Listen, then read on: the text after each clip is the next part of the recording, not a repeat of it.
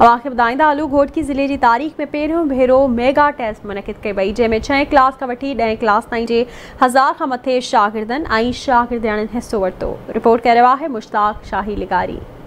घोटकी ज़िले के मुख़्तलिफ़ स्कूलों के शागिर्दनि के विच में घोटकी मेगा टेस्ट के उनवान हेठ मुख़्तलिफ़ प्राइवेट स्कूल मैनेजमेंट में शागिर्दनि की टेस्ट जो प्रोग्राम मुनक़िद किया वियो, जंहिंमें ज़िले के समूरनि स्कूलों के 6 क्लास का वठी 10 क्लास के 1000 का मथे शागिर्दनि ऐं शागिर्दनि हिस्सो वरितो, जंहिंजा ऑर्गेनाइज़र राजा अली ट्रगड़ ऐं इलाही बख्श घोटो हुआ। प्रोग्राम जा मेहमान ख़ास Ghazali college principal Mohammad Hassan Khoso, assistant मुख्तार कार, रबड़वाद मलिक, शाहिद हुसैन कुलाची, आसिफ अली मलिक, हाकिम अली सुमरो ऐं ॿिया हुआ। उन मौके ते प्रोग्राम करंदड़ ऐं ॿियनि चयो त सिंध जे अंदरि कोरोना सबबि शागिर्दनि जी तालीम मुतासिर थी आहे। असां जे घोटकी जे पूरे डिस्ट्रिक्ट जी ख़ुशनसीबी आहे कि सभिनी ॿारनि खे from class 6 up to matric ताईं जेके भी मेजर सब्जेक्ट्स आहिनि उन सब्जेक्ट्स जे मेगा टेस्ट में ॿार अपीयर थिया आहिनि। तक़रीबन 1000 जे क़रीब जेको आहे उहो स्टूडेंट्स जी स्ट्रेंथ आहे। अल्हम्दुलिल्लाह इन पूरे मेगा टेस्ट के कंडक्ट करण जे लाइ महीननि जी महिनत आहे इन जे पोयां।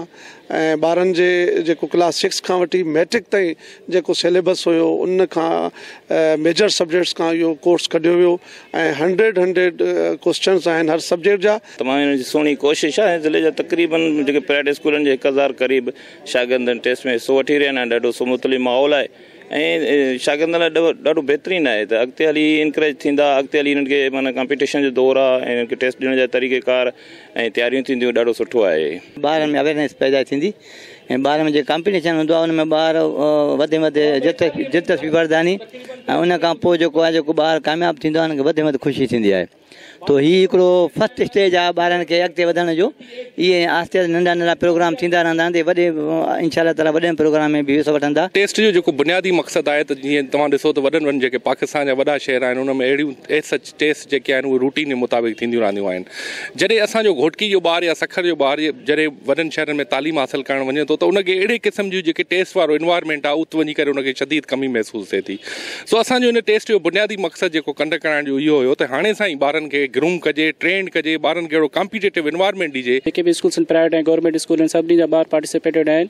हिन सां असांजो मैसेज इहो ई वेंदो ॿियनि ताईं त असांजी घोटकी में कॉम्पिटिशन आहे ऐं असांजा जेके उस्ताद आहिनि उन्हनि जी महिनत आहे। असांजे ॿारनि में कॉन्फिडेंस प्लस में कॉम्पिटिशन वारो माहौल पैदा थिए ऐं हिन टेस्ट जे बदौलत जेके ॿियूं असांजूं टेस्टूं थियनि थियूं ख़ासि करे जीअं कैडेट जी थी वई, अली ट्रस्ट थी वई या अॻिते हली करे जीअं मिसाल प्री मेडिकल आहे, प्री इंजीनियरिंग आहे या जॉब्स जे हवाले सां जेके टेस्टूं थियनि थियूं उहे बिल्कुलु ई इन तिर्ज़ जूं थींदियूं आहिनि।